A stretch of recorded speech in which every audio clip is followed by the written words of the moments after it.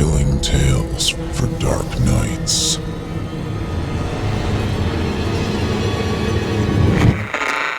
Want to make sure you never miss a Chilling Tales for Dark Nights video again? Be sure to subscribe and hit that bell to turn on notifications. The following program is a production of Chilling Entertainment and the creative team at Chilling Tales for Dark Nights, and a proud member of the Simply Scary Podcast Network.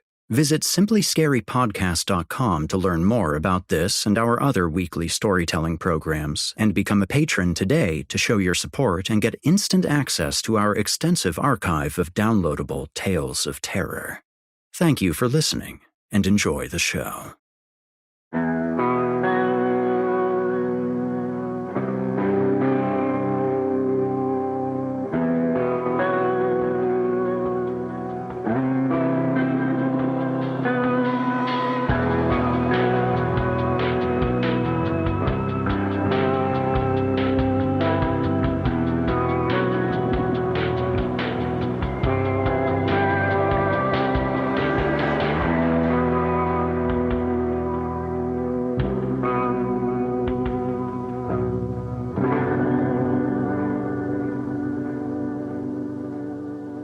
Disclaimer. Horror Hill is a horror anthology podcast bringing you scary stories from all corners of the internet and beyond. As such, certain stories include content that some listeners might find offensive. Listener discretion is advised.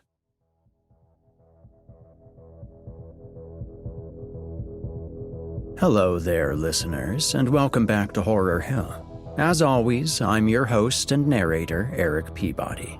Tonight, we've scared up 2 stories for you, and even though their settings couldn't be more different, they do share a common factor: fantastical creatures that live on the periphery of human awareness. First, we'll read Unaired Pilot by Kris West. In this story, our unnamed protagonist is a survivalist.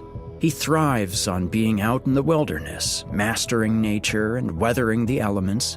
Now he has an opportunity to show his interest to the world by competing in a survivalist reality show. However, after being dropped in a remote area of Eastern Europe, he starts to realize that there might be something else in the woods with him. Then we have Ironic by Brett O'Reilly.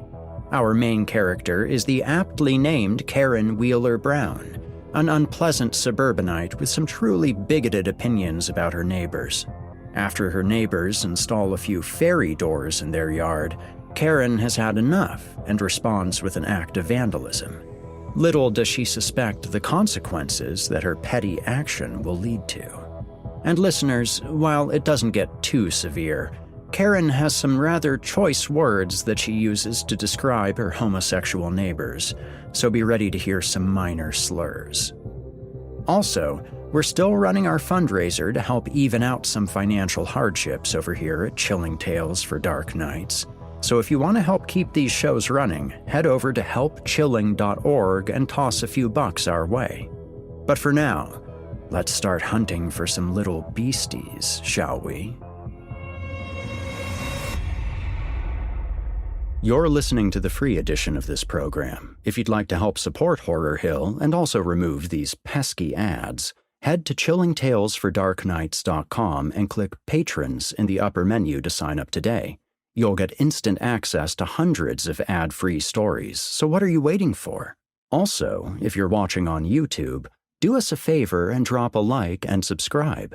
Become part of our dark circle, listeners. And now, from author Kris West, I give you Unaired Pilot.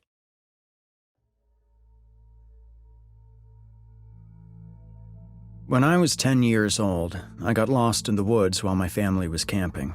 I went to walk along the trails near our campsite and got turned around. After 30 minutes of walking in circles, worry and dread bubbled to the surface. I was starting to think I'd never get out of those woods alive. But something else emerged inside me too: determination. I knew I had what it took to find my way back. I sat for a few minutes to recalibrate my thoughts and let the calm wash over me. The calmer I was, the clearer my thinking became. Once I removed the fear, solutions started to present themselves. I was out and back at the campsite 10 minutes later, my parents none the wiser. Most people would have been grateful they found their way back and never would have strayed too far from civilization again. But not me. Getting lost in nature activated the primal part of my brain. The clarity I felt out there was a feeling I'd been chasing for my entire life.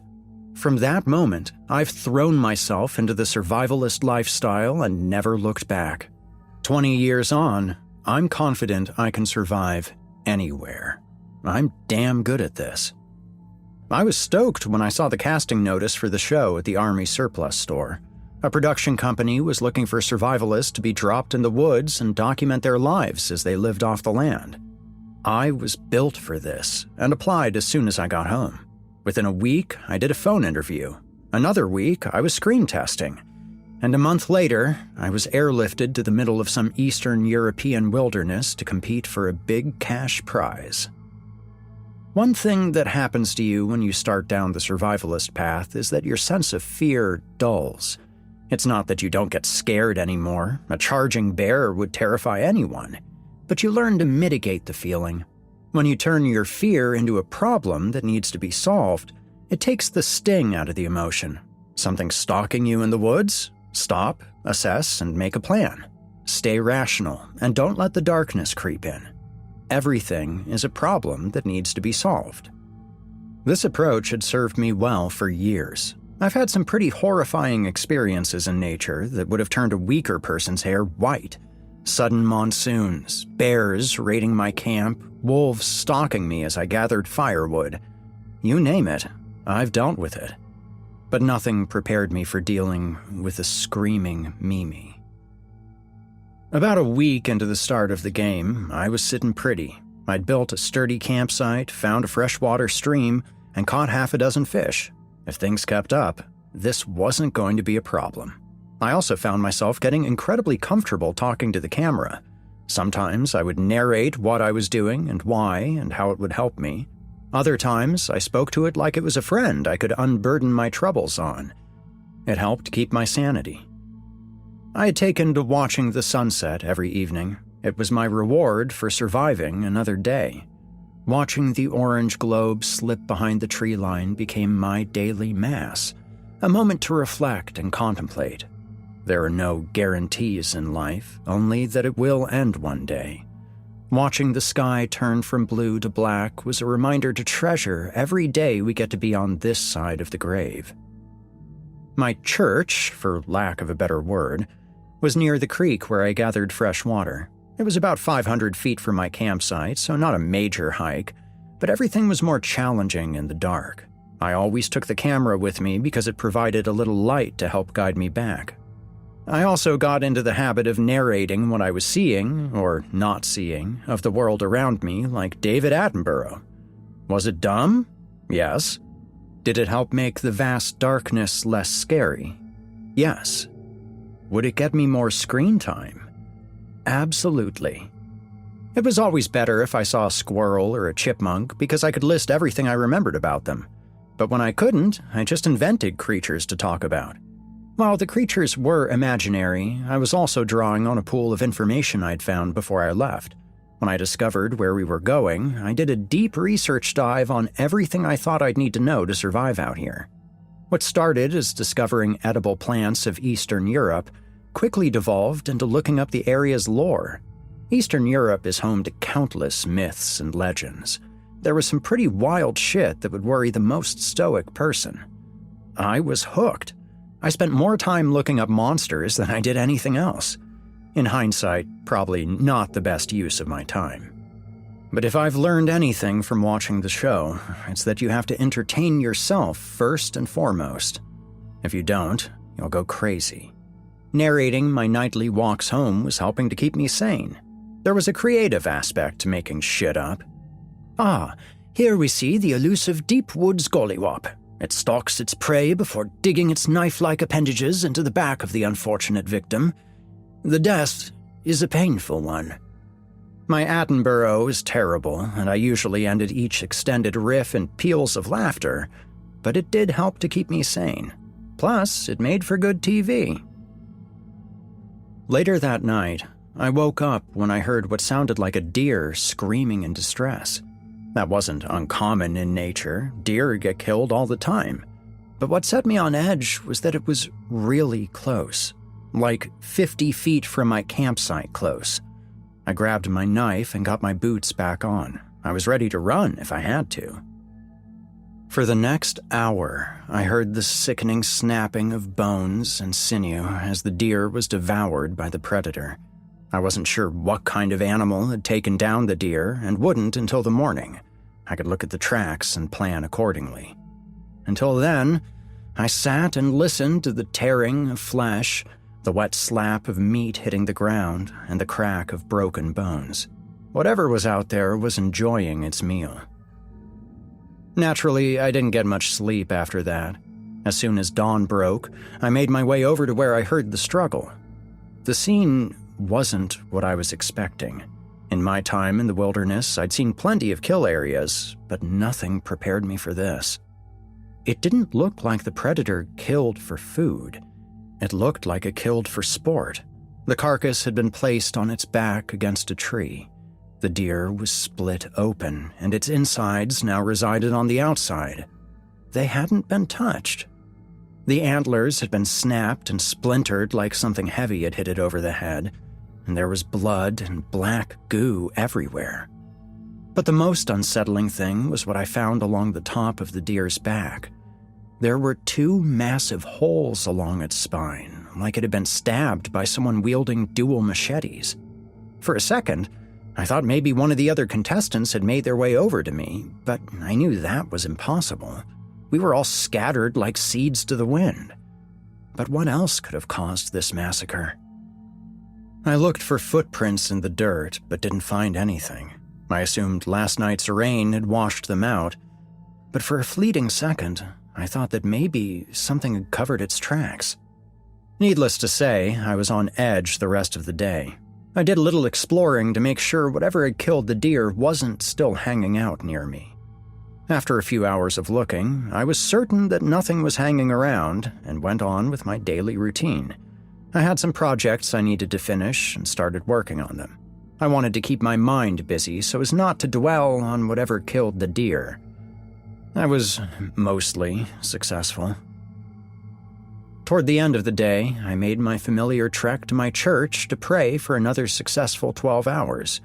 I found myself being particularly moved by the sunset. I sat, and I cried out of gratitude. Being alone in the woods can wear on a person, regardless of how tough they are. On my way back, I continued with my Planet Earth narration. Off to the left, you'll hear the leaping of the common brown squirrel. If things go right, that squirrel will be in my cooking pot by morning. I chuckled to myself and walked a few more steps. Not to be outdone, there is a wild Balamar. This native species is known for its razor-sharp teeth and penchant for biting its victims in the Achilles tendon. Nastier than any Trojan soldier, I should think. I saw my campfire in the near distance, and I was about to put away the camera when I heard something start to growl off to my left, about 20 feet into the woods. I froze.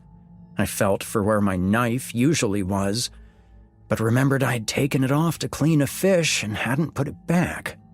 I turned the camera towards where I had heard the noise and scanned for the source. I was splitting my attention between the viewfinder of the camera and the dark woods in front of me. I tried to stay as still as possible, but I was shivering. It wasn't from the cold. "Hey there," I yelled out. "Stay away." Then, the camera's light reflected off a pair of eyes staring back at me. They were a few feet off the ground, like whatever animal they belonged to was stalking me. My yelling hadn't scared whatever this was away. It just let them know exactly where I was. "I'm big," I yelled, trying to make myself sound so. "Stay away!" The eyes suddenly rose another 3 feet off the ground. It was standing on its hind legs now. My mind immediately flashed to bear. It had to be a bear. I let out a deep scream to try to frighten the creature away, and it worked. The bear let out a little growl, then turned and ran back into the woods. As I heard it crash through the underbrush, I let out a sigh of relief. "Holy fuck," I said. That was not cool." I started laughing, but it was more manic than anything. Goddamn Mother Nature. That night, when I was hunkering down for the evening, I decided to review the footage I shot. Sure enough, I managed to capture a pretty good shot of the bear. He was a mean-looking sucker, and those eyes shining back at me gave me chills. I was about to put the camera away when something else on the viewfinder caught my eye. After the bear ran off, the camera lingered in the same spot for a beat. While I yammered on about something stupid, I saw a second pair of eyes shimmer in the light. They didn't run away. That was when I understood what it felt like to be truly alone.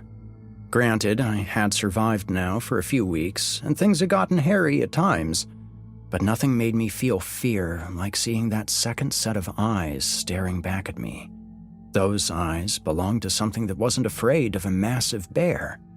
Those eyes looked right past the alpha predator and into my soul. I didn't sleep that night. When the sun rose the following day, it did more than simply warm me up. It was also a harbinger of good news. Today was the day the medical team paid me a visit. They didn't always show the medical checkups on the TV show, but by law, they are required to do so. I looked forward to the days when they'd arrive, if only because it broke up the monotony of bush living. I heard the boat before I saw it. I was waiting on the shore and saw the prow break through the fog. I waved my hands and watched as the boat cut through the glassy water, creating ripples throughout my little cove. They beached and walked over. I gave them all hugs. "You okay?" the medic asked, taking my blood pressure. "Rough night," I said. "Seems to be a trend today." "Why is that?" "I shouldn't tell you," he said, finishing up the test. 110/70, not too shabby. "You gotta tell me," I pleaded. Joan got bit on the back of her leg by something. Nasty wound. She got helicoptered out last night." "Jesus," I said. "Lots of blood at her campsite." "What bit her?" The medic shrugged.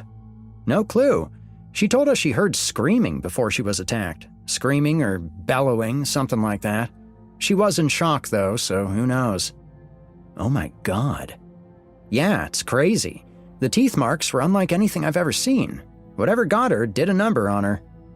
"She's so nice," I said. "She'll be lucky if they can save the leg," the medic replied. "How you feeling? Okay?" "Still have both my legs." "For now," the medic said with a laugh. "Be safe, huh?" "As always." They ran a few more tests and then slipped back into the fog and out of sight. After they left, I sat on the beach and thought about Joan. We had met at the pre-show boot camp and we'd hit it off. Honestly, I was a little attracted to her. Intimidated, too. She was no joke. I remember thinking, she has a legit shot at winning this whole thing. But now she might lose her leg to an animal bite. That didn't bother me too much. We're in nature, and that can happen.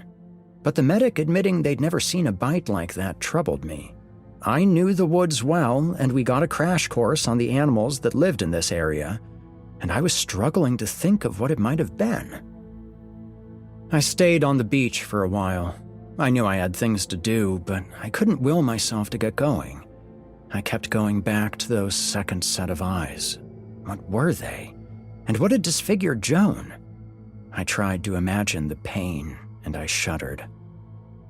After a half hour of idle time, I finally hauled myself up off the beach and turned to head back to my camp and get the day started. But as soon as I stood up, my eyes caught something unnatural on the shore. I saw a bunch of driftwood washed up on the beach, but that wasn't what was odd. What caught me off guard was that it looked like the driftwood spelled out the name Mimi. I walked over to the sticks to get a closer look when I suddenly heard a growl from the tree line behind me. I stopped and turned my attention there and thought I might have to make a swim for it. While my attention was distracted, a wave came up and washed away the driftwood, so I never got a real good look at it. "Hey, bear!" I yelled. I heard rustling in the trees, and then something big ran away. I sighed and then started laughing. This place could work your last nerve like a boxer on a speed bag. I decided that to get my mind off all this nonsense, I needed to start my daily chores. Working the land helped keep my mind occupied. If I kept myself busy thinking about gathering firewood or catching fish, I wouldn't think about some animal ripping Joan's tendon apart or some mysterious animal stalking me. Even though I stayed busy, my head was on a swivel. Deep in the back of my mind, those eyes were haunting me, watching and waiting for something. I'd feel a chill run down my spine and turn around to see if something was there, but there never was. Right before sunset, I decided to gather some firewood. I grabbed my axe and went to an area I was slowly deforesting. I started hacking away at an old log when I heard something moving in the brush near me. I stopped chopping and eyed the greenery around me. I heard a branch snap to my left, and I spun to face whatever was over there. I couldn't see anything, but I knew something was there. "Hey!" I yelled. "I know where you are!" I heard a snort in response.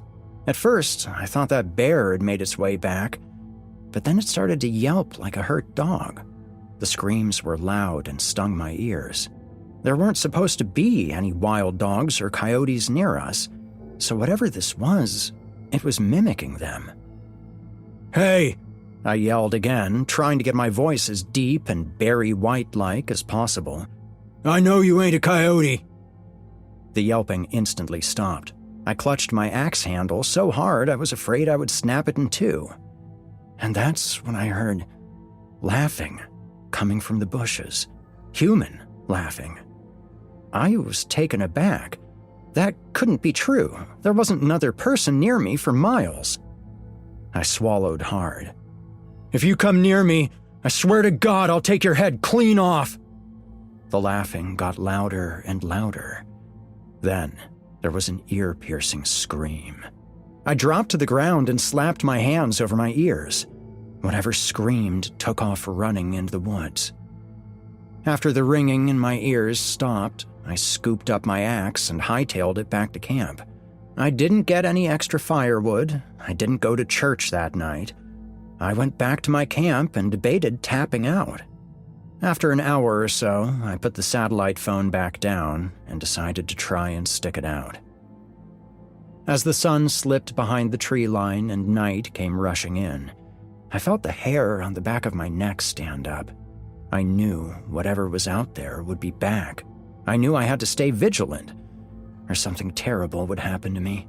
I didn't know exactly what I was dealing with, but I knew I would go down swinging. Everything was fine for the first few hours. The only sound I heard was the crackling of my fire. It lulled me into complacency. I felt my eyelids start to get heavy. The day's work and stress were taking a toll on me.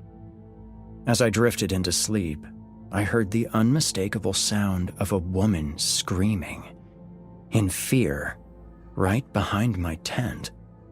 I snapped awake and grabbed my axe. I used the camera's light to light up the area in front of me. I walked through the brush, listening for the screaming again. As I got deeper into the bush, I heard another scream. It was definitely a woman, but that didn't make any sense. "Hello?" I yelled out. "Do you need help?" Another scream about 50 yards in front of me. I swallowed hard. A cool wind started to blow, but it wasn't shaking the trees. It was only blowing across the back of my neck. I dropped the camera and swung around with the axe, but there wasn't anyone behind me. The momentum of my swing sent me spinning onto the ground. While on the ground, I looked back in the direction the breeze had come from and noticed depressions in the mud behind me.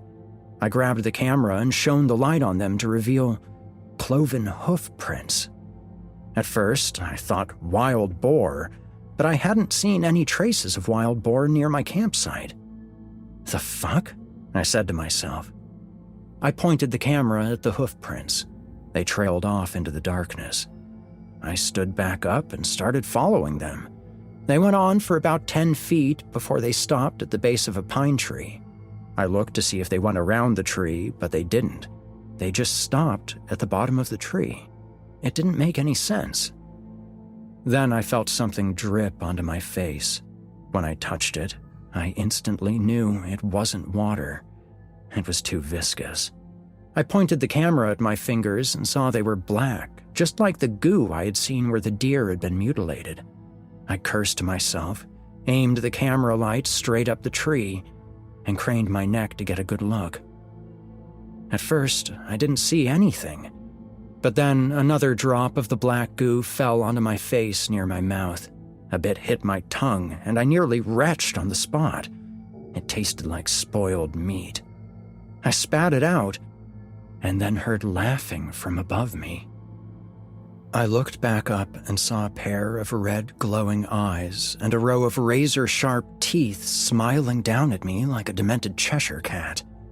It clicked instantly. I was face to face with a screaming Mimi. Before I could even comprehend what I was looking at, it screamed and then leapt from the tree into the darkness. I scrambled to my feet and swung the camera's light around. I was looking for where this little monster had gone. My gut said they were between me and my camp, so rushing back right now wasn't an option. Even if I did, my tent was made of wood and tarp, not exactly the sturdiest building material. If this thing chomped Jane's tendon from her bone, it could make short work of my camp. In the distance, I heard the fake coyote yelps again. They seemed to be coming from my left, but as soon as I started inching that way, the sound started coming from my right. It was like the Mimi could throw its voice. While I was trying to decide which way I should go, I heard a woman scream about 100 yards in front of me. "Help! Help! I'm lost!"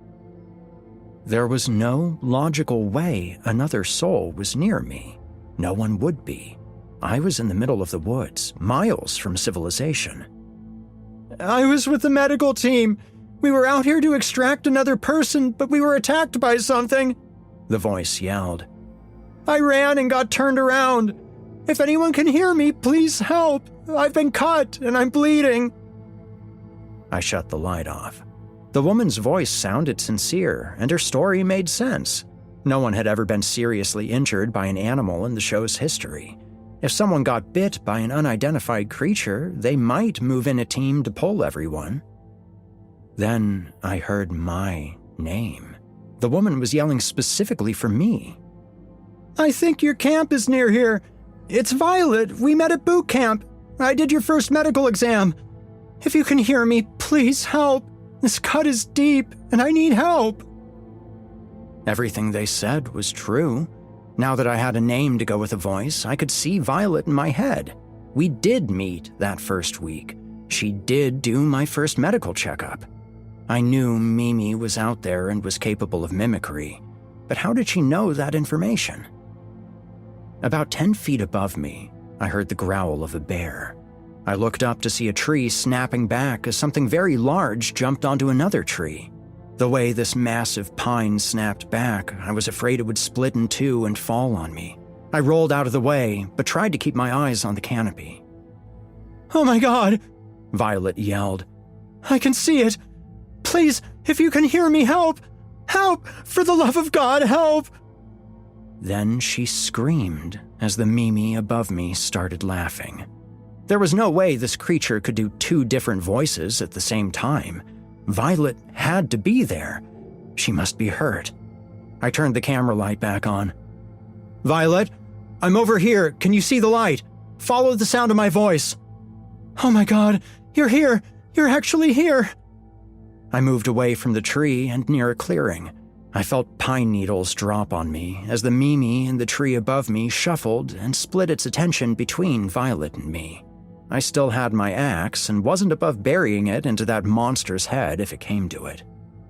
"I'll distract them. Come towards my voice." I grabbed my axe and swung it into the tree. I did it again and again, the wood splinters hitting me in the face as I chopped away at the base of the tree. I was going to take this bitch down. The Mimi looked down at me and snarled. In quick glances, I saw those red eyes and razor-sharp teeth. I couldn't make out any kind of shape outside of that. It looked feral, whatever it was. I thought I also saw 2 pigtails swing in front of those eyes, but it could have been anything. My attention was on bringing this tree down. The Mimi jumped from the tree, and the force from the leap was enough to send the tree crashing towards the ground. I screamed out, "Violet, watch out!" The tree hit the ground with a loud thud, sending dirt flying into the air. I grabbed the camera light and tried to get a clear view of Violet or the Mimi. I knew they were near each other somewhere out in the cloud. "Violet, are you okay? Say something!" As the dust started settling, I caught the shape of a figure standing on the other side of the clearing. It was Violet. She was okay. I broke into a fit of nervous laughter. "Jesus Christ!" I yelled. "Are you okay? Is it near you?" Violet walked toward me, but I still couldn't see her features through a combination of the night and the settling dirt in the air. I took a few steps toward her, and then stopped dead in my tracks. The form of the shady figure in front of me morphed from something Violet-sized to something a lot smaller, like a little girl, with pigtails. Then they smiled, and I saw those razors grinning back at me. Their eyes turned red and narrowed. There never was a Violet out here. There was only a screaming Mimi. "Oh, fuck," I said, swinging my axe up to my shoulders. The Mimi reared its head back and let out a glass-shattering scream. I dropped to the ground and covered my ears, but it was too late. They were ringing, and the outside world sounded muffled. The only thing I could hear clearly was my rapidly beating heart. I was fucked, and I knew it. I could turn and run, but this thing would catch me. It had been toying with me for a while now, and it wanted its reward. My only option was to stay and fight. I had an axe and the will to go down swinging. If nothing else, I had a puncher's chance. I clawed back to my feet and squared my stance. I gripped the axe hard. "If you're gonna do this, let's do this!" I yelled, probably louder than I normally would have. My hearing was seriously fucked. My heart was racing, and I could feel each beat reverberate through my body. It felt like I was buzzing. I came into the wilderness to survive, and this was the ultimate test. Fuck making a fire. It was time to scalp a ghoul. The Mimi screamed again and rushed towards me. I waited and wondered what it would feel like if those teeth sank into my skin. I'd thinned down some already. They'd probably chomp down to my bones. Plus, this Mimi was pissed at me. There'd be revenge. I swallowed hard. My heart was beating so frantically that I thought I might keel over before I even had a chance to fight back. I thought I felt it in my limbs. But then I realized I was feeling and hearing something else. A helicopter. Suddenly, over the tree line, a spotlight shone in the clearing. The medical chopper had returned. The Mimi growled and screamed, but it was drowned out by the whirring blades above me. Someone from inside the helicopter tossed something out onto the ground. It was a flashbang. The sudden burst of light nearly blinded me. I slammed my lids shut, but I could see white rings on the inside of my eyelids. I heard the Mimi scream just over the din of the blades. I opened my eyes and let them adjust. They tried, but my vision was still fucked. I did see the Mimi turn and run into the darkness. "Head to the beach now," I heard over a loudspeaker, and I didn't hesitate. I turned and ran, stumbling as fast as my shoddy eyes and wobbly legs would take me. I heard the helicopter arc overhead and move for the beach. A few minutes later, I burst through the trees and was greeted by 6 heavily armed soldiers and the show's medical team. They waved me over and we all scrambled onto the helicopter. A few seconds later, we were rising above the woods. "You okay?" the medic asked. "No," I said, "but I'll be fine." The medic laughed and patted me on the shoulder. I kept my eyes peeled on the woods below. I knew the screaming Mimi was looking up at me, too. As we banked away, I swear I saw it walk onto the beach where the helicopter had landed. I saw those red eyes. When I returned to base camp, I discovered they had pulled everyone from the woods. Some people were just banged up, but some were dealing with serious injuries. Later, they told us the screaming Mimi had come for all of us. When I asked what it was, they didn't answer. They just gave me an NDA to sign. In exchange, we all got paid. Handsomely. I'm telling you this now because, fuck it. Even if they sue me and take everything, I'll just go live off the land. I've done it before. I can do it again. But my guess is that they won't do shit. Discovery in a lawsuit can be a surprise package that might just be a pipe bomb. Deny it, and it dies. I still don't have any clue what the hell a screaming Mimi is, or what it wants, or where it came from, or anything. It's a mystery I don't want to explore. Eastern Europe is filled with ghosts already. I'm content to let them all fuck off together. I still camp off the grid. I need to. It's a feeling I get in my bones, the desire to reconnect with nature. These days, though, I bring a pretty wild collection of weapons with me. If the axe and knife can't stop something, maybe the holy water will. Haven't had to use it yet, but I am ready. I'm always ready.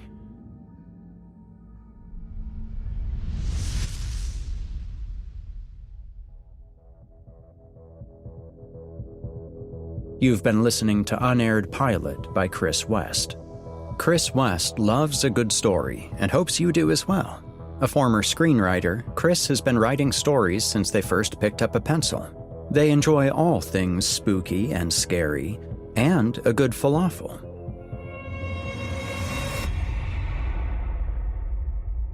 Now, here's Ironic by Brett O'Reilly.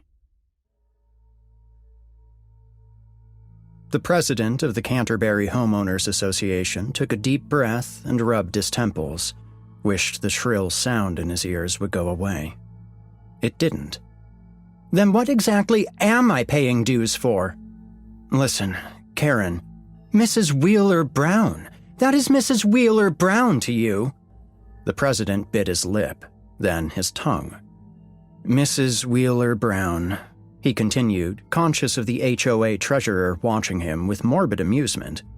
As you are well aware, your dues, as well as ours, pay for the maintenance and security of our community, not to discriminate against those who wish to be part of our community and who meet the standards of the board. And those fairies meet the standards of the board. The president finally snapped. Mrs. Wheeler Brown, this is the 21st century. Not only do we not refer to gay people as fairies or by any other bigoted slurs, we happen to recognize them as people. People, just like you and me. Like you and me, Karen snorted. You and me. When my husband Andrew was the president of this association, he made sure that all the undesirables were kept. Undesirables, Mrs. Wheeler Brown? The president leaned forward, his dark hands clasped before him on the desk. Karen's cheeks burned through her blush. A series of words failed to escape her lips before she finally harumphed. This is not over, she spat, her voice saturated with venom. Gripping her clutch, she stormed out the HOA office door. Wow, said the treasurer. When they made her, they definitely broke the mold. If only, the president sighed. There's 3 more like her living in the neighborhood, and you can bet she'll be recruiting them. Joy, said the treasurer. Yep, she's one of them, the president said. Now, back to the other matter. He turned his attention to his laptop screen. Does security have any leads on our vandals? Karen sat in her garage, gripping her Audi's steering wheel with such force her knuckles turned white. She had backed up the driveway and halfway in when she'd noticed them. An array of flower pots, gardenias, begonias, calla lilies, and even roses, all clustered in the covered nook that was her front entry. Those are Becky's calla lilies. She's going to have a fit. Karen simmered at the thought of her neighbor's conjecture aimed at her. She could hear their catty little whispers in her head. Do you think she's behind it all? Who, Karen? Well, she has been acting strange since Andrew. The Audi slipped the rest of the way into the garage as the door descended. Had a stroke while forcing himself on his assistant's daughter. Can you blame her for acting out? Yeah, but vandalizing the neighborhood. It's not like it's our husbands who are the ones dicking teenage girls. Karen clenched the steering wheel and screamed into the darkness. Rage and pain and sorrow and shame reverberated off the windows and around the car's interior. A second scream issued from her trembling form, this one higher in timbre, morphing from a scream into a wail, and finally giving way to deep, racking sobs. Some 15 minutes later, Karen Wheeler Brown stumbled from car to house, thankful her neighbors couldn't see the raccoon mask her mascara had created. Exhausted, she poured a glass of Chardonnay. Then another, then a third before she stumbled upstairs, but not before calling the HOA contracted security company to arrange the return of the plants on her doorstep to their rightful owners. She didn't bother asking for discretion, knowing it was well beyond what little competence they possessed. Golden ribbons of afternoon sunlight cascaded through an open window to caress Karen's slack-jawed countenance, her eyes cemented in fitful sleep. Distant sounds traced their own path through the air to the couch where she slept. The distant pitch and timbre of two distinct voices sank into the depths of her slumber and pulled her from dark dreams into the hazy reality of her late husband's office. Blinking away fragments of her imagination, she rose and stumbled to the window, a throbbing ache developing in her temples, her gaze drawn over the fence to her neighbor's backyard. Them. She squinted through the window pane as their voices filtered through the screen. Higher, a little higher. Hi, there, one of them exclaimed. Which, she wasn't sure. They both looked so alike they could be brothers. They certainly didn't fit her conception of homosexuals. Neither was effeminate, quite the opposite in fact, with stocky builds and dark, trimmed beards. Deviants, Karen thought, pretending to be like the rest of us. Her lip curled. The sharp strike of a hammer on a nail made her jump. She strained to see what the one in the red plaid shirt was doing as the hammer rose and fell 3 more times. The plaid-shirted man stepped back to admire his handiwork. His partner, dressed in a tight black t-shirt, stepped forward to join him. Perfect, said Black T. William? Again, she wasn't sure which was which. Plaid shirt spoke. You're sure you want it that high? Thomas. That one's Thomas. It's perfect, William said. Perfect height for the Flyers. The Flyers? The Flyers, smiled Thomas as he studied the small, sky-blue door he'd finished attaching to the walnut tree. And which ones are the Flyers again? The ones with wings, William said. Sprites, pixies, sylphs. And the bottom one? Karen's eyes scrunched as she focused on the small, forest-green door set into the base of the tree. She recalled watching Thomas hammer it onto the tree a few weeks ago, her thought at the time being that it was a fairy door for a couple of fairies.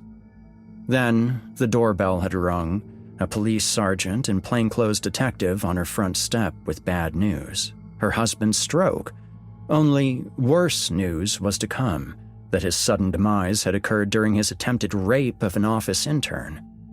The memory encircled Karen's chest like bands of cold iron, leaving her choking for breath, the continuing conversation below muted, barely audible. Brownies, elves, gnomes, and which of those are seelie and which are unseelie? A laugh. Those are all seelie. Unseelie are the bad fae, goblins, boggarts, doxies, and redcaps, to name a few. And we've given them doors to come into our backyard. Another laugh. Relax. If there really were fairies, the seelie are harmless. They just like to play practical jokes, that sort of thing. And the unseelie wouldn't show up without a damn good reason. Well, that's a relief. A pause. Speaking of showing up, our guests will be here soon, and I want to have a shower. Scrub your back? Just picked up a new bottle of Creed Love. Karen flinched in revulsion, missing the response as the two men left the yard.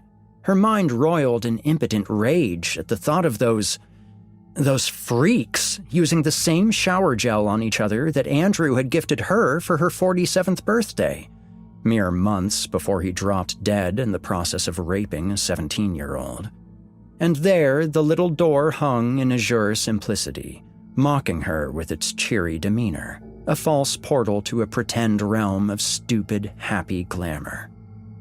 Less a thought than a simple awareness coalesced in the crucible of her brain. It's in range. She turned to her late husband's mahogany desk and yanked on the bottom file drawer. It refused to open. Fuck, she thought, followed by, keys. Where do you keep your spare keys, Andrew?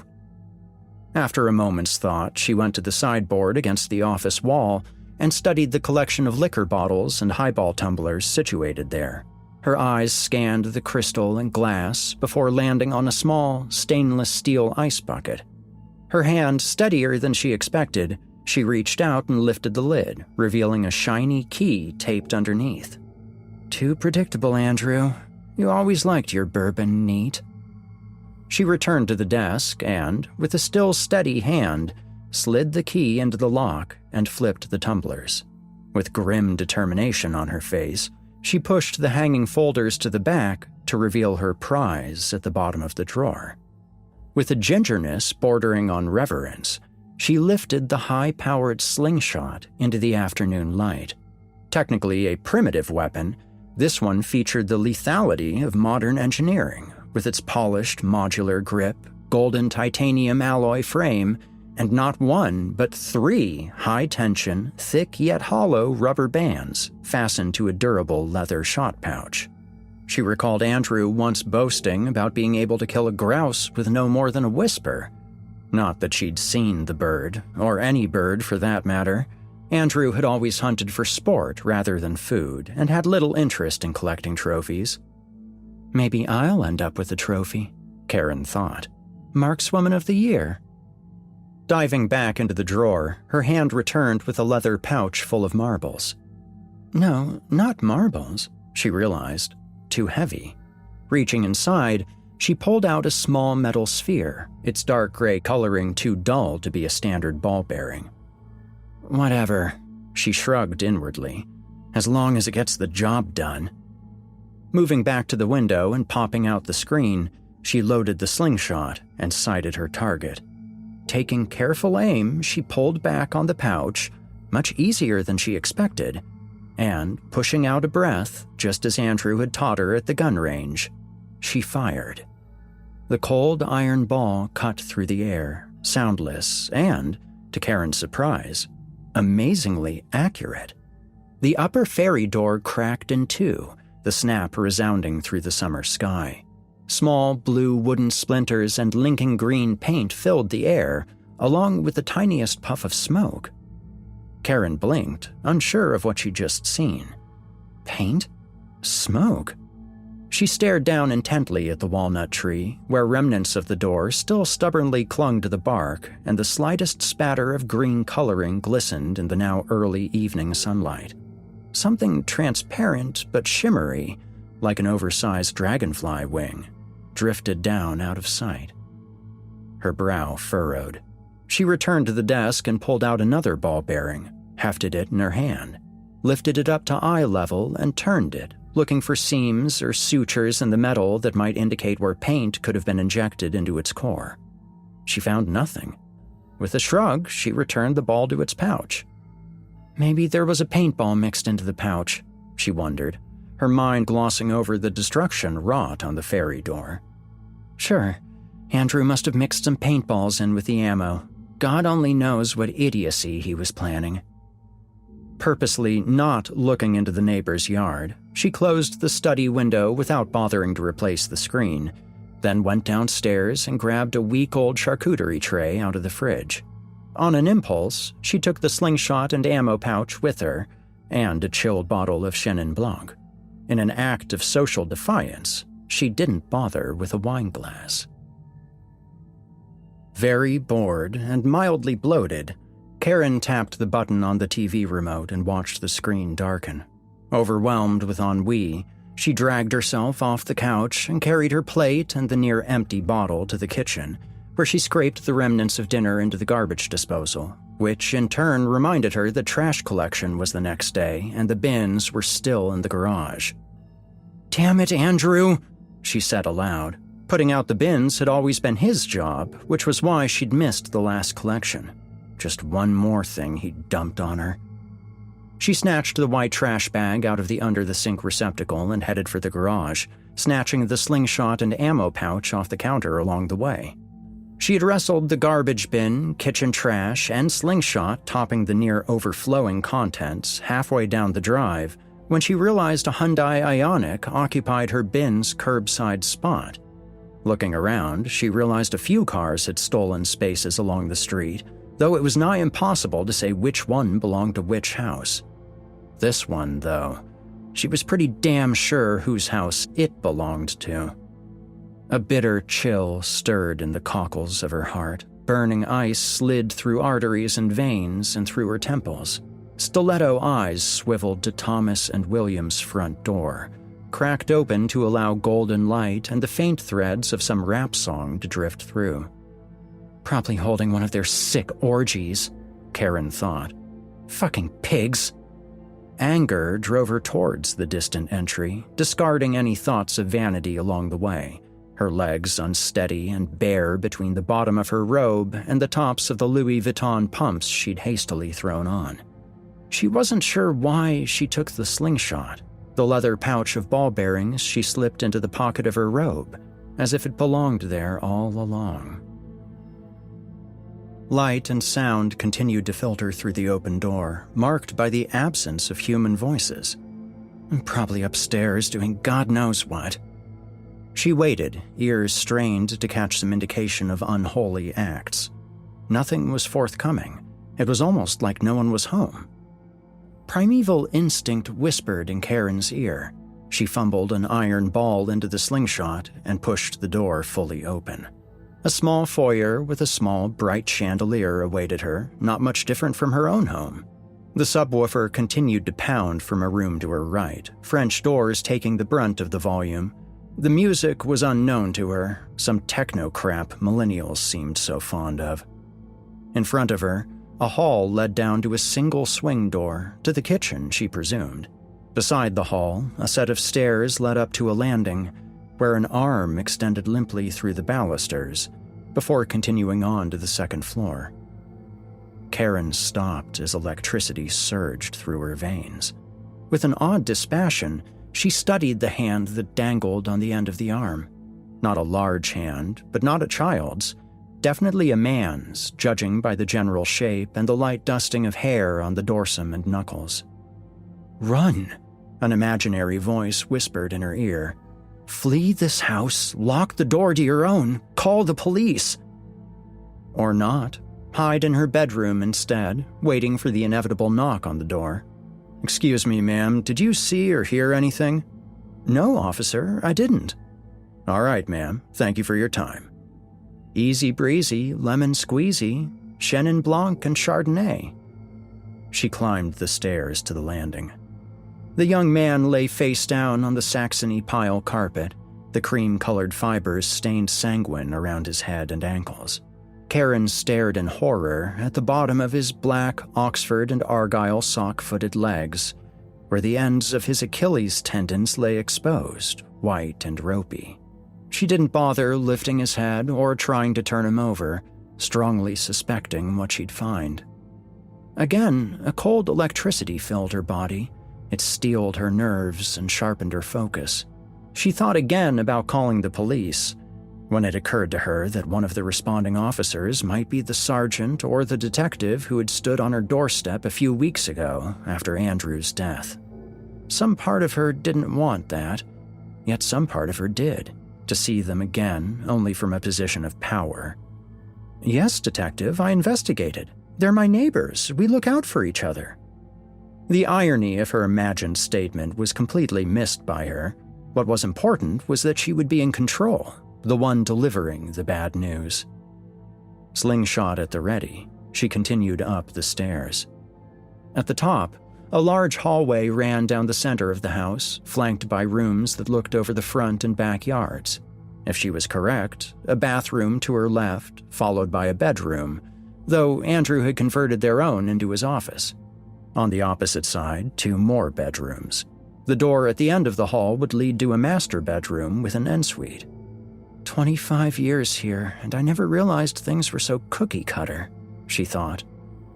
All the doors, all done in the rustic barn style that she found so tacky, were open. All but one, near the end of the hall, the office door, were dark.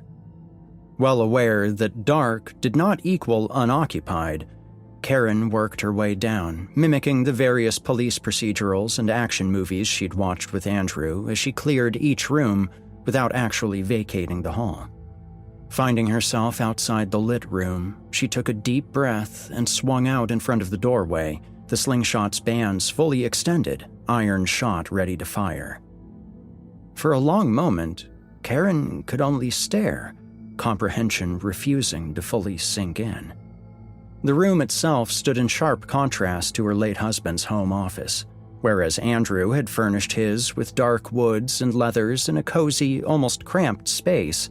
This one was bright and airy, all clean white surfaces with little clutter and a few once neatly arranged books, now knocked askew. On the wall, a mount for a sword hung empty. The sword itself, long, silvery, and unbloodied, lay on the beechwood laminate floor amongst a rainbow of pens and highlighters, all dispersed from their white plastic caddy. On the writing desk sat a cobalt blue iMac with a darkened screen, lifeless but undisturbed. Also lifeless was William, slumped in his desk chair, one eye locked on the hem of Karen's robe, the other bisected by a long, jagged-edged blade, its tattered leather grip still a good 2 inches from touching his face. The creature, on the other hand, was full of vitality. It stood a hair below 2 feet tall, its slate-gray skin hanging loosely on its emaciated frame, clothed in leather breeches and an oversized vest. Long, pointed ears poked out from a rust-colored burlap cap. Long, spindly fingers struggled with the tiny clasp of the gold bracelet on William's wrist. Karen found her eyes drawn to its reflection in the iMac's dormant screen. She could make out a long, hooked nose over a pair of thin, badly chapped lips parted to reveal crooked yellow teeth. As the creature's hands worked on the clasp, its teeth worked on its tongue, gristly red, absently chewing as it concentrated on its prize. Karen's mind spun like a game show wheel, racing to identify the thing before her. Then the wheel stopped, locked onto a word she'd heard only that afternoon from William's own lips. Goblin. Glancing back at William, she started with the realization that he was looking back at her with his one intact eye. A faint whisper escaped his lungs, a sigh that may or may not have held the word, help. Oh my God, he's still alive. Karen swallowed in disgust. Gross. As if she'd spoken aloud, beady black eyes darted up to find hers in the mirror of the iMac. With a snarl, the goblin leapt into William's lap and tugged at the blade buried in the dying man's skull. Its own head swiveled nearly a full 180 degrees to hiss at Karen. Panicked, she raised the slingshot and fired, albeit a moment too late, as William's eye socket released the blade and the goblin fell back. The ball bearing instead became embedded in the iMac's screen, a spiderweb of cracks radiating out from the point of entry. For a heartbeat, the two stared at each other, the goblin flat on its back on the beechwood floor, Karen in the doorway, looming above. The pause shattered in a flurry of movement as the goblin nipped up to its feet and Karen dashed down the hall to the stairs, one hand madly groping for one of the iron balls that had spilled in the pocket of her robe. At the top of the stairs, she leapt, hoping desperately the railing on the landing would hold and that she wouldn't land on the dead young man whose life had soaked into the carpet. Her luck held, on both counts. An angry croak followed her to the landing. The malevolent fae did a little dance of frustration on the top step. Karen's mouth fell open as she realized the back of her right ankle slightly stung from a small laceration. "You little fucker!" she swore. The goblin darted back as Karen dropped an iron shot into the sling's pocket. The creature reappeared at speed and launched itself into the air, flying down the stairs, its tiny sword raised above its head in a two-handed grip. The cold iron ball bearing was enough to interrupt the goblin's momentum, though not before Karen smelled its breath, the earthy odors of dark forests and rotting leaves. The unseelie fae landed on the dead man's back, the hole in its throat issuing coal-black smoke, but no flames.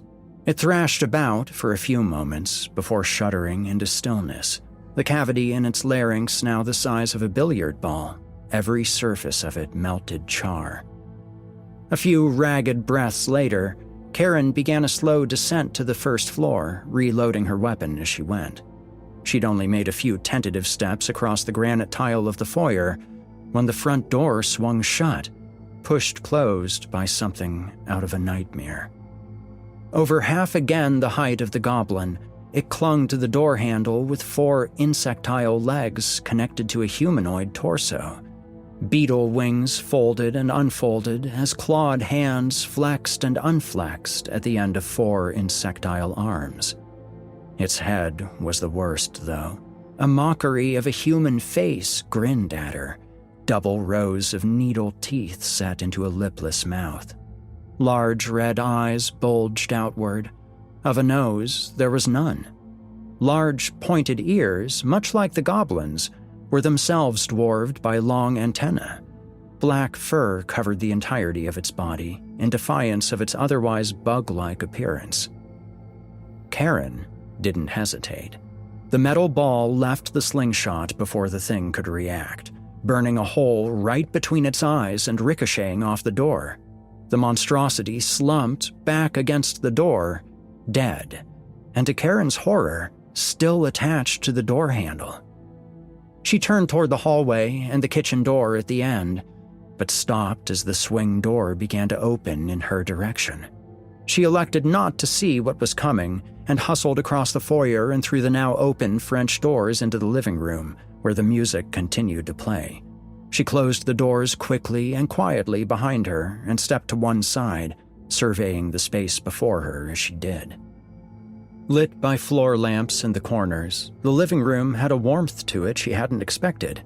Instead of the sleek, modern lines of an IKEA showroom, antique honey cedar and creamy crushed velvet gave off an air of old-world charm. A stone fireplace against the far wall had been fitted for gas, and an old Mason and Risch upright piano stood beside her. An RCA portable speaker on top of the piano proved to be the principal source of the music, Bluetooth fed from some nearby device, presumably. Hamilton, she thought, a musical she did not care for. Too many, what was their term? People of color. Too many people of color. That, and she couldn't stand rap. Ghetto music, Andrew had called it. How unsurprising that William and Thomas were fans. Another body shared the room with her, this one splayed out on the couch. Young or old, she couldn't tell. The woman's face and neck were so bruised and swollen she could barely discern it was a woman. Lines of large black dots were visible on her jawline through the purple. Karen almost vomited when she realized they formed a pattern identical to the teeth of the thing she'd killed in the foyer. She prayed it was the only one. Like the dead man on the stairs, she was dressed in business attire, not at all what Karen had expected. A briefcase sat open on the coffee table, papers scattered about. Sensing no imminent danger, curiosity overcame common sense, and Karen stopped to sift through the abandoned documents. A young girl, maybe all of 2 years old, looked up at her from a photograph paper-clipped to a form. Adoption papers. Karen flipped through forms, her face scrunched in disgust. You were going to adopt a poor, innocent child into your sick little lifestyle. Crumpling the papers, she tossed them to the floor and turned to a second set of French doors, these set in the back wall of the living room. With all the stealth she could muster, she crossed the room and slipped across the threshold, closing the door behind her. It took a moment for her eyes to adjust to the unlit space. The room appeared to be a den. Bookshelves stood on one wall, flanking a flat-screen TV. A couch and coffee table faced the screen.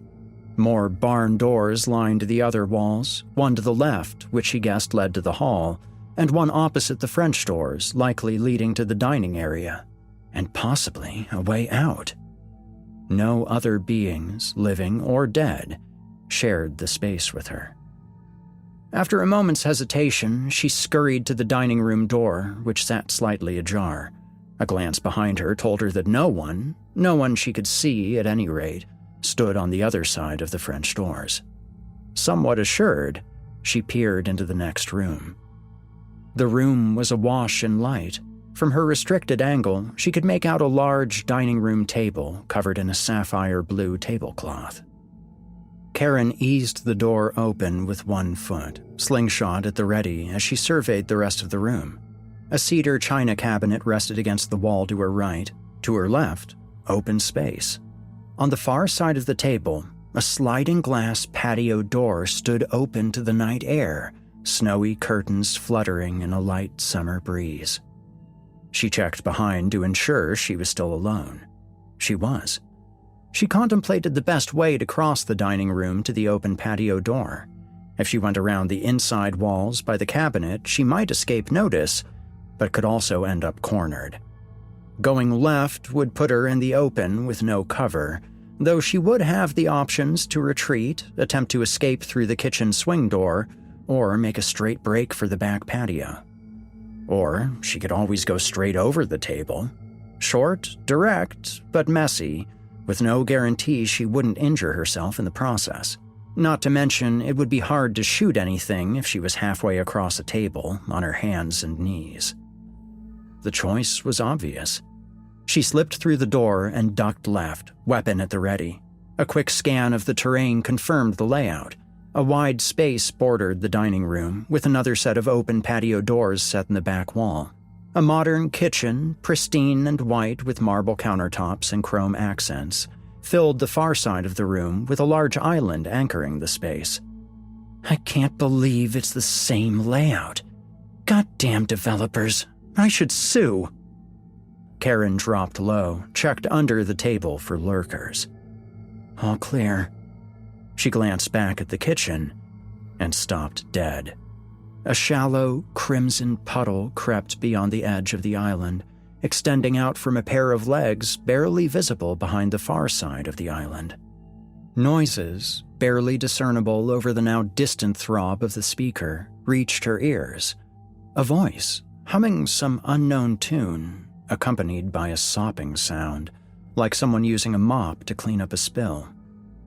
With a silent breath, Karen rose and slunk across the floor towards the patio, slingshot trained on the space beyond the island. As the scene revealed itself before her, she hesitated, as confused as she was horrified by the absurdity of what she was seeing. Thomas sat with his back against the island, legs outstretched, his face one massive collection of bruises. His upper left arm bulged strangely under his shirt. Karen guessed it had been broken. The fingers on his right hand had obviously been snapped. Blood covered his shirt and pooled where he sat, the puncture wound to his heart obvious despite not being directly visible. Thomas had clearly suffered before death. He was also clearly not the source of the humming. That came from a little man, by all appearances an unkempt garden gnome sprung to life, who was busy mopping up Thomas's blood with a gnome-sized woolen cap. The little man clearly sensed he was no longer alone. He stopped, straightened, and turned to look Karen up and down. "Well, what do we have here?" he said. His thick Scottish brogue issued through a barracuda-toothed smile. Karen stared at the little man, fear draining away. His eyes, large and sanguine, widened at the sight of the slingshot. Well, well, my bonny lass," he drawled, his accent so thick Karen could barely understand him. Just who I be looking for. Laddie here was determined not to give you up to save his life." The gnarled little man waved his dripping cap at the late Thomas. "Guess you won that one." He turned back to Karen, a malicious grin spreading across his face. "Guess ye lost." Karen fired a cold iron ball bearing right between the redcap's eyes. "Ugh, Gala!" The little goblin smacked one bloody hand to his forehead and glared at Karen, who stared in disbelief. Rubbing his head, the redcap snarled at Karen. "You got pluck, lassie, I give you that. Shame for you. Cold iron's not poison to me, as it is to me kin." He clicked the heels of his iron boots together. Karen stared at the tiny, twisted gnome. Slowly, almost imperceptibly, her brow furrowed, her lips curled downward, and icy fire crept into her eyes. The redcap blinked and cocked his head. "You!" The anger in Karen's voice sent the unseelie gnome back a step in surprise. "You! This is all your fault! I see it now. All the neighborhood vandalism and everyone's plants on my doorstep. It's been you and your little goblin friends all along, hasn't it? And the whole reason you even showed up is because these..." She thrust her hand at the late Thomas. "These fairies put up those stupid little doors and welcome you to the neighborhood." The redcap wore an expression of genuine surprise at Karen's outburst. "And now," her face turned a deep crimson, "now you've gone and killed them all. Do you know what a mass murder does to property values?" The very thought pushed Karen to the greatest weapon in her vast arsenal. "I want to speak to your manager!" She yelled at the unseelie, oblivious to the blood that dripped from his cap into clotted, syrupy pools. "The manager?" the redcap said. "Oh, you mean Queen Mab? Well, I think she'd be delighted to have words with thee." "Queen Mab? Some kind of royalty? Well, get her out here immediately. She needs to hear about the atrocious behavior of her royal subjects." "Och, lassie, Queen Mab be not answering to anyone's beck and call. We'll be having to pay her a visit in person." An evil smile crept across the redcap's wizened countenance. Karen's bravado faltered and she took a step back, unaware that a sanguine stream from Thomas's body had reached out and behind her. One pump had no sooner made contact than it shot out from under her, pitching her backwards onto the floor.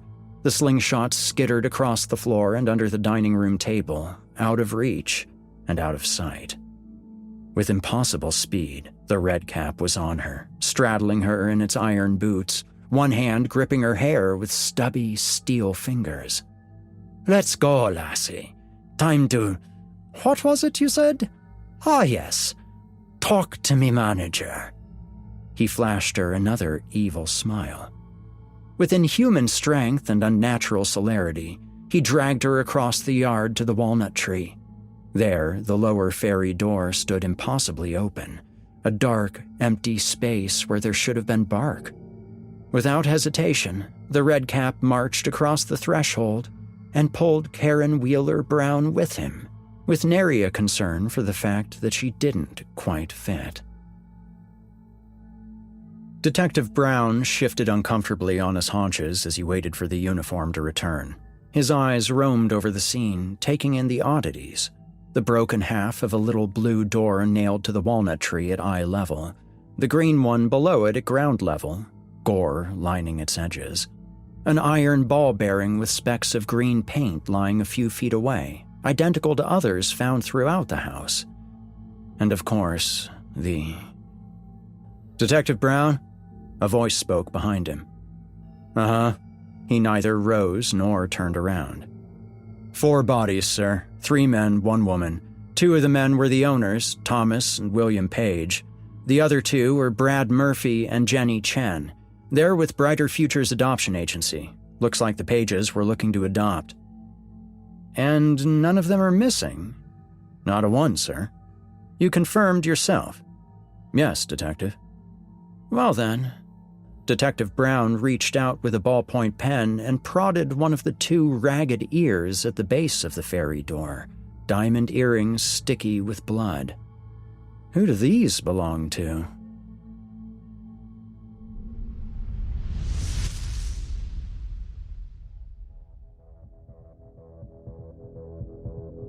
That was Ironic by Brett O'Reilly. Roulette croupier, carny, professional fundraiser, these are a few of the titles Brett O'Reilly has held before adding horror author to the list. Brett lives in Surrey, British Columbia, Canada, with his wife, children, and feline lords of the house, Joey Bojangles and Ozymandias. With short stories published in a variety of anthologies, Brett is working towards a second collection of horror tales to follow up on the Velux books published Aftertaste, as well as nearing completion of his debut novel.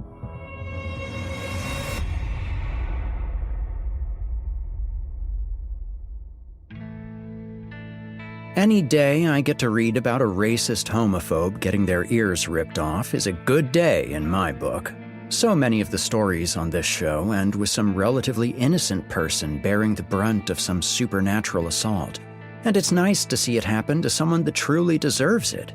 Maybe we need some more goblins and redcaps to address some other bigots out there. Thanks to Kris West and Brett O'Reilly for tonight's entertainment, and you can find compilations of their stories on Amazon. Be sure to come back next week for more Horror Hill. And until then, stay spooky. You've been listening to the Horror Hill Podcast, a production of Chilling Entertainment and the creative team at Chilling Tales for Dark Nights. Tonight's episode was hosted, narrated, scored, and finalized by yours truly, Erik Peabody. Additional music by Nikki McSorley. Got a terrifying tale of your own that you'd like performed? Email it to us at submissions@simplyscarypodcast.com to have your work considered for future production. Note that any writing utilizing artificial intelligence is ineligible.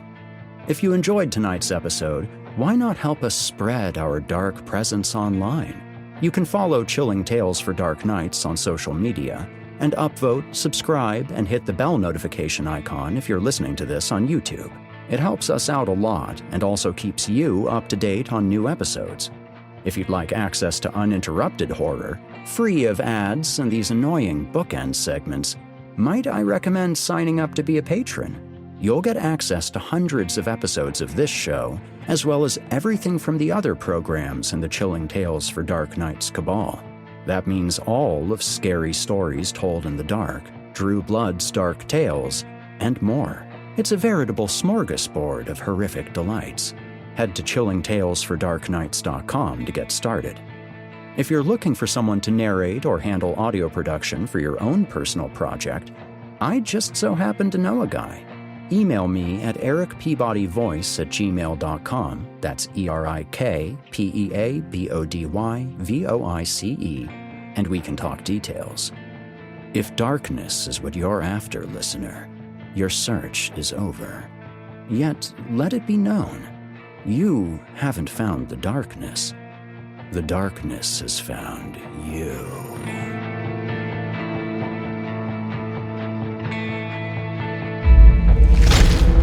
Chilling Tales for Dark Nights.